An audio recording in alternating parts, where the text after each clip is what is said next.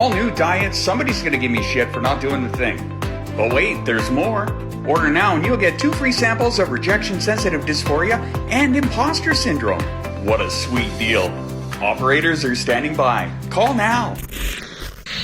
All right, so one of the things we decided to do was to break up all of the questions. Fuck, I fucked that up. Yes, you did. The introductions. We decided to break up the introductions. That's right. With questions. So, as Lee's stumbling here. So, we decided to take questions from our followers, and we put a list together, and then Lee put these questions in a top hat. So, because we're classy motherfuckers. With a K and 2 double blings. We're going to have Lee pull out questions, and then we'll each answer the question. So, round and around we go. Put that someplace safe so I don't knock 30 plus questions all over the floor. That'd be funny. I would laugh very hard. What do you love most about the ADHD community on Discord and TikTok? Spaz, why don't you go first? I could do that. What do I love most about the community on I'll go backwards, on TikTok, is that for the most part, it is a relatively tight-knit community. There are a lot of creators that kind of play off of each other and forever promoting each other. On Discord, I can only speak from my own, and I know that my own is different than a lot of other people's. By like 200 channels, yes. Yeah, give or take. Yeah. I think that I didn't even look. I think there's like 190 or something. The whole point of my Discord is that it's not my Discord. My buddy Nate and I, we set it up to be a neurodivergent community, and that's what it had become. Thanks to, in greater part, a lot of the moderators, because they keep everything on the straight and narrow. What do I love about it? The same thing as I would say on TikTok, except that it's more personal, I think. Because you're having constant interactions with people, right? Like the number of voice channels. You're also not limited to 150 characters. That's true as well. Well, I mean, like if you can get how many people in a voice channel and sit there and just bullshit with them, just sit and body double with them. I do my dishes while I'm sitting in there and talking with a bunch of people, right? So it's like, and they get that realization that I'm not this person on a pedestal. I'm some guy who's doing his laundry right then, right? Like I'm a normal guy in his 40s cleaning his house, saying how you doing, checking up on you.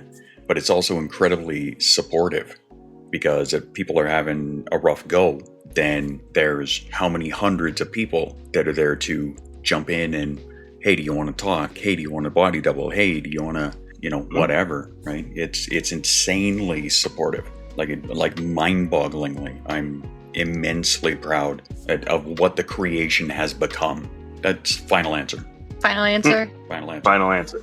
So mine is very similar. My answer is very similar to Spaz's. It's the community on TikTok is very supportive of one another. The content creators and for those that don't create content for ADHD TikTok, I'll let you in on a little secret. The content creators, we talk. We know each other.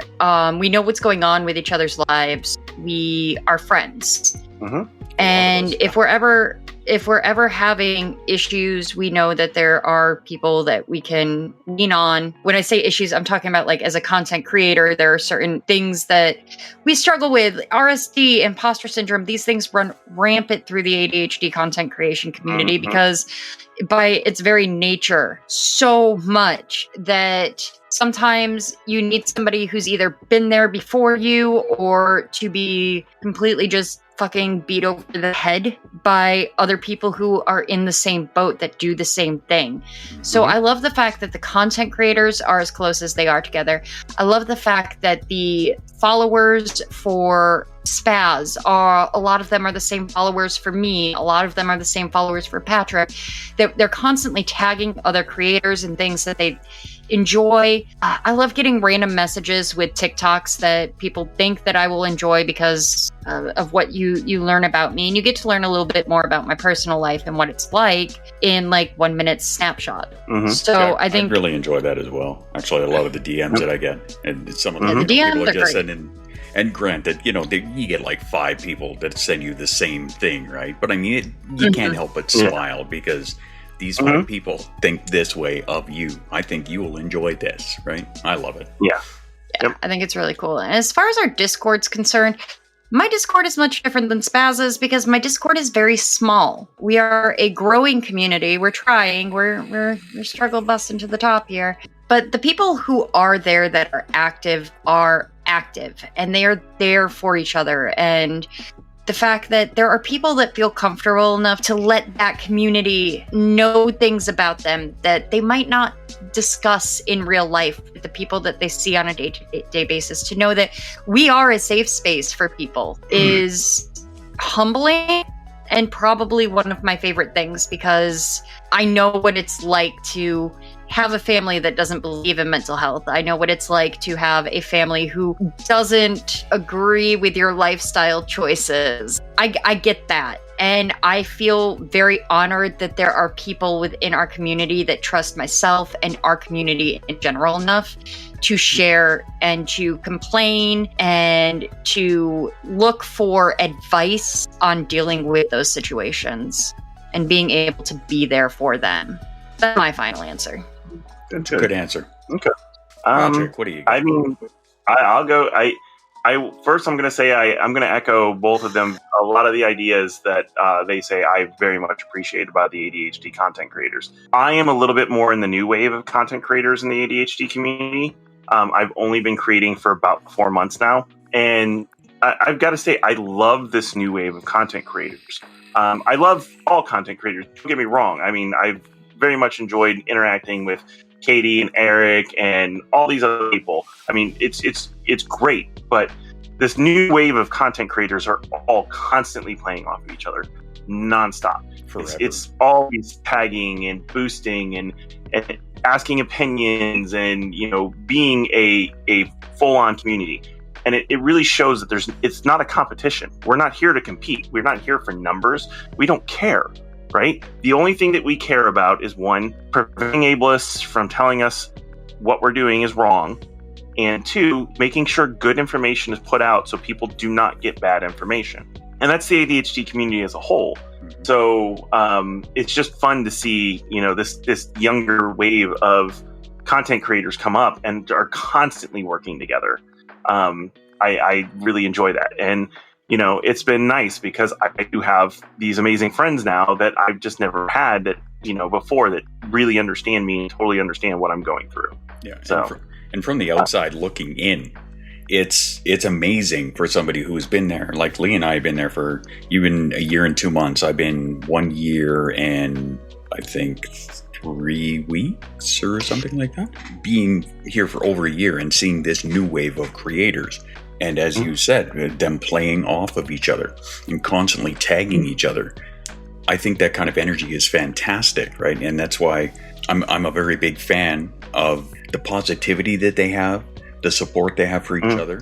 And I love getting in there and boosting them as best I can, because I think there's a good handful of them that are going to be like fucking superstars.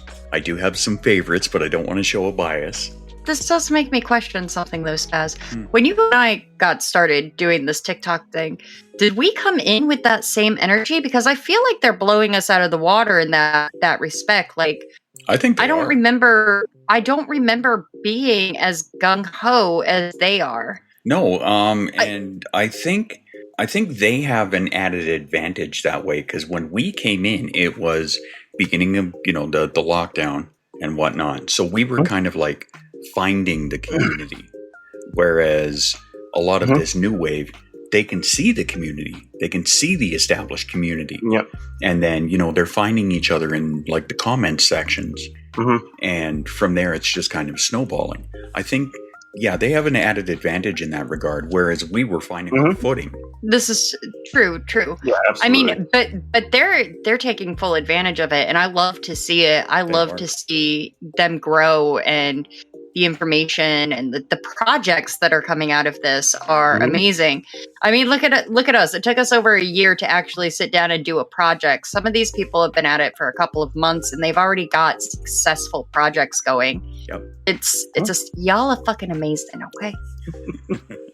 So, and then for Discord, my Discord is very small as well. It's a very tight-knit community of people who all rely on each other a lot to just kind of get things off their chest that, we can't tell other people. It's just a really good place to kind of just come and feel like you belong, and no masks required.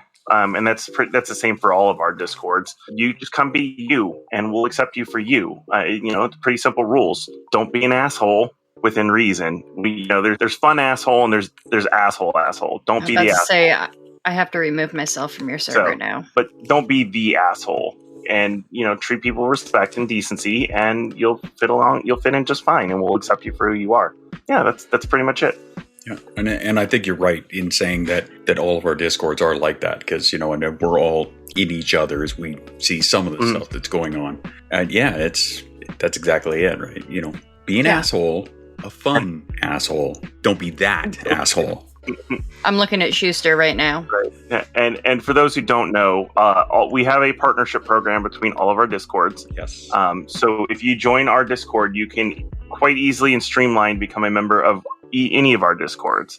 You're verified in one Discord, you get verified in all 3 Discords. And the verification is it helps for people who are like over 18. They have the ability to get into areas that are specifically designed to keep our younger Discord members safe from seeing content that is adult in nature within reason. There are rules. So let's follow those rules. Exactly. But when we make the 18 plus is that way joke, that you have an 18 plus too, right, Patrick? I do have an 18 plus. Yeah, I was about to say, I think all 3 of us have an 18 plus area. That verification, if you get verified in one, it goes across all 3. So I had no clue where I was going with that. It's like 1:30 in the morning. Mm-hmm. Okay, so next question. Yeah, Let's go. go. Next question. I had it pulled out already. Mm-hmm. What are your go-to stims? This one's kind of easy for me because anybody who's followed me on TikTok has seen it. I use my lip ring, lip ray, as my go-to stem. I will roll it. I will move it back and forth. I will play with it. It's a way for me to keep from bouncing around in front of the camera. It's my absolute go-to stem, and I didn't realize how much I use it until my recent stay in the ward when I had no other stems possible. And I came out 5 days later and my lip hurt like hell because I had played with it so much to keep me sane. My go-to stems are, I use my hands a lot, so I get crabby hands. I like crabby hands. Crabby hands are a good one. Or I will, with my fingers, I will go back and forth and touch each one's my thumb. When I'm standing, I have an idle motion, which is rocking back and forth from toes to heels to toes to heels. I also do like stems that are probably not very good. I grind my teeth all the time.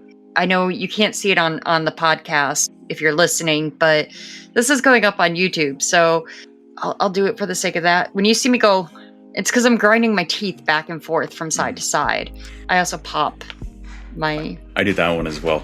But with the grinding, I don't do the grinding, but I like wiggle my jaw and I like click them against each other. And if there's music playing, I will do it to the beat.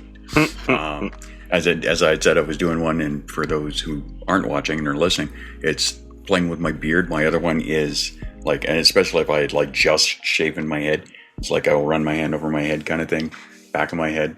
The one that when I miss that. When I'm when I had no hair and I had just shaved my head, like that fuzzy feeling, and I could hear it in my head too, and it just. Yeah, I miss it. And that's exactly it too, right? You can hear it in your head. The one that I do when I'm in public, when I'm morphing, as I call it now, is I will wiggle my toes in my shoes. So, I do that one too. That's a big one for me as well. That's a good one for when you're in public. I always recommend that one. I don't remember if it was a Q&A, but neither here nor there. Somebody was like, what can I do to stim if I'm in public? I'm like, wiggle your toes in your shoes. Wiggle your toes, man. It's a thing. It works really well, too. And another word from our sponsor, ADHD Incorporated. Have you ever just been doing a thing? Maybe it was a thing you enjoy.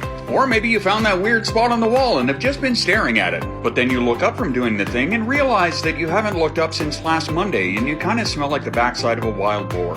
Hi, I'm Willie Everdoit from ADHD Incorporated, and just in time for Easter, we present to you our brand new line of products, Hyperfocus and Time Blindness. The perfect pairing to go hand in hand. When being creative or productive, hyperfocus can be fantastic. However, it can also lead to time